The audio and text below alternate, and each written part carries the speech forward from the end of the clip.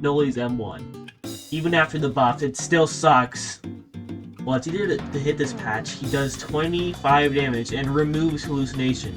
Noli takes, count them, 1, 2, 3, 4 hits to kill an Elliot. Compared to that to anyone else. Slasher is like 3 hits, Cool Kid is like 3 hits, John is like 3 hits, 1X is 4 hits, but he has 1 billion projectiles, it doesn't matter. But while you might say, ooh, his Nova can drop into 3-tap. That hardly matters when Elliot has Rush Hour and teammates.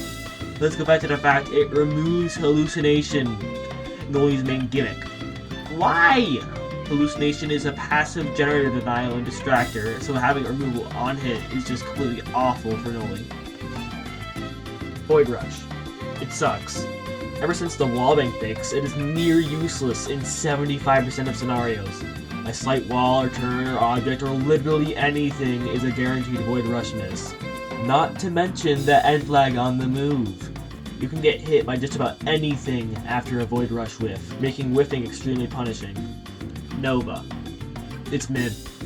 This is probably Noli's best move. It's simple. Press button, throw a projectile, optionally press button again to self-detonate.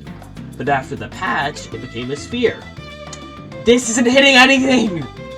Noli's Void Rush gets countered by walls, and want to take a wild guess on how you counter one of his only good moves?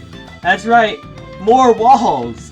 You can just loop around like any wall on the map, and Nova becomes near useless on most of them. And finally, Observant. It's simple, you TP to a generator, applies hallucination, it's his indicator basically. It's hardly worth mentioning because all it does is basically reset a chase. Noli would be way worse without it, but it's barely of note with it.